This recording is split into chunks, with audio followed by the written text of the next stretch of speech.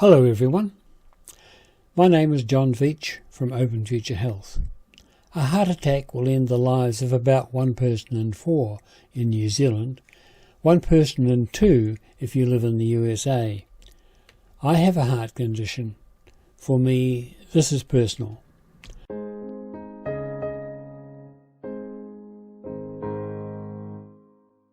Heart attacks were once very rare. The first recorded in the USA was in 1921.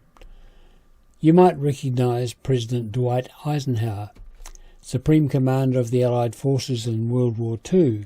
Elected President of the USA in 1952, he suffered his first heart attack in 1955. Eventually his heart problems killed him at 79. Was that too early? President Eisenhower was given the best health care available. Paul Dudley White was assigned to care for him.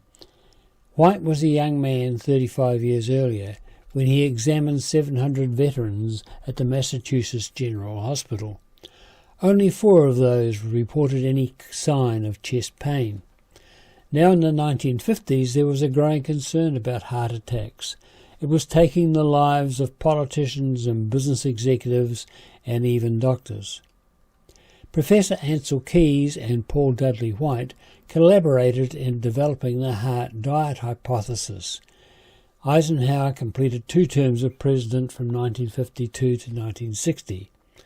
He was the ideal patient, very disciplined. He followed the advice given by Paul Dudley White very strongly. White's recommendations didn't stop Eisenhower's heart attacks. Over the next 13 years he had 6 more, before he died in 1969. Today we have detailed diagnostic tools for cardiovascular disease. We can take images of the blood vessels feeding the heart. We have some useful medications, and we have several surgical interventions that are effective. However, we're still not sure why people 120 years ago didn't suffer the cardiovascular problems that we have today. We have an idea that our modern lifestyle is part of the problem. We also know that the problem that puts you in hospital at 70 began to develop 20 or 30 years earlier. So there's time to get some things right. At any age, if you get your diet right and you exercise quite a lot, you can improve your chances of living a long and healthy life. You need to train your body so at 80 you're still going to be athletic.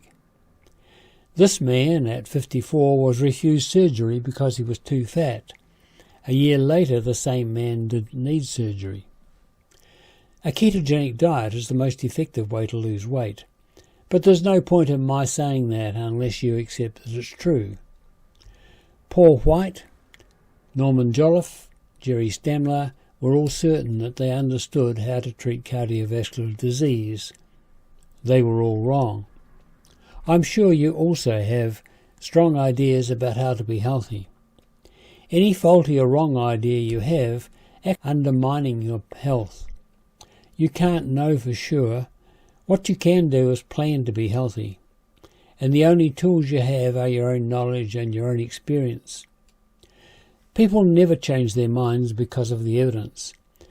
What happens for most people is the crisis in their life forces them to reevaluate what's going on.